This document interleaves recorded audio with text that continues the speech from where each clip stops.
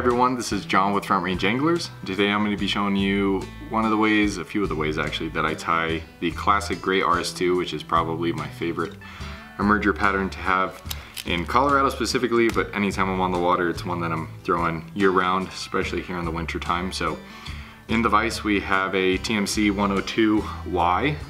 It's technically a dry fly hook, but I like, honestly I like the weight and just the overall profile that it gives the fly, so I like doing it in these. It's a size 19, but you can absolutely go smaller for sure, especially in the winter time. I'll go down to 22s, but and you can use some different hooks too, but this is just the one I like. And then thread wise, I'm just using a gray, dark gray UTC. This is 140 because I ran out of 70 right before this, but 140 will work too, but 70 is a little bit better. It doesn't bulk up the body as much. So I like to start my thread just a little bit behind the eye, work it back to about that hook point, and then we're going to be tying in our tail fibers. I'm just using a simple white Florofiber. It's kind of like the main color you use for some of these, but you can play around. That's the nice thing with this pattern. You can tie them in blacks, and grays are kind of the main two that I go with. So when I have the actual Florofiber pieces, I like it to be doubled up and, you know, relatively long. I don't measure the width a whole lot, but I just go ahead and put that under the thread and catch it right on top. Then I'm going to do some wraps down to about the bend of the hook, and then I go ahead and I'm actually going to spool this thread up just a bit to make this a bit easier. Then you're just going to pull those fibers up and wrap your thread right underneath. That's going to kind of prop those tail fibers up and kind of help split them. You can kind of play with them before you do your next top wrap, just like so. You just kind of want them to be separated, coming down nice and even off the body. Then we're going to work that thread back up to basically where we tied in.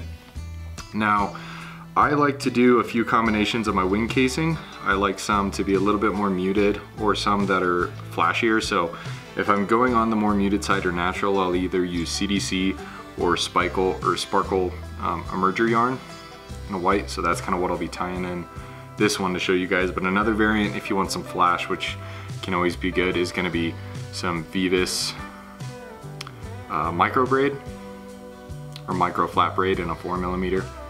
That's one that I personally use a lot. It's a cool one. And essentially to tie them in, you're going to be doing the same, but I'll show you with the sparkle yarn. So I just like to get a good healthy section, something like that when it's fully pulled flat. And I'm going to just wrap this material in, just doing a nice little pinch wrap. Do 2 turns to kind of lock it in. Now there's 2 ways you can really play with this. If you want a thicker wing, you can fold it back on itself, wrap over the top.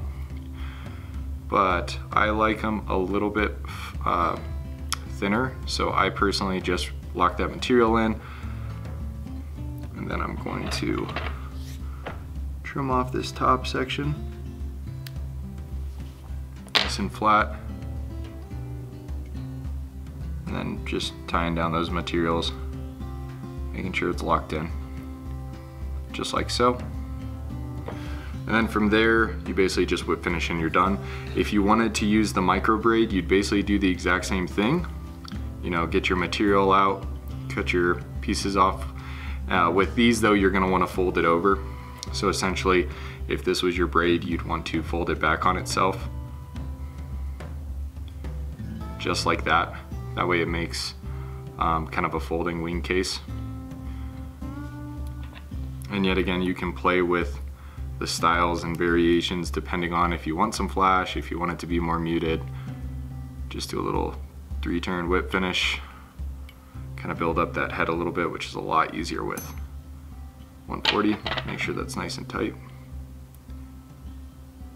Then we're going to go ahead and trim off that excess. Now we can go ahead and trim our wing case and the actual tail fibers. So I'm just going to pull up that wing case. I like to angle my scissors at about like 45-degree angle. Cut straight off, nice and flat.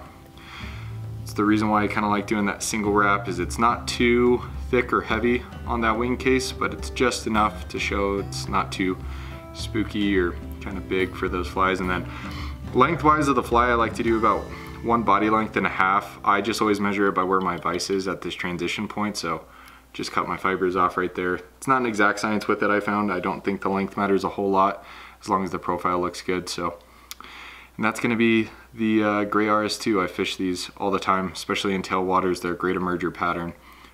Definitely imitate a lot of vulnerable flies. So one that I'm sure you guys have heard about at least, and would definitely recommend tying some up and giving them a shot because they work crazy well. It's also a great guide fly. It's super quick and easy to tie up. So thank you guys. Have a good one.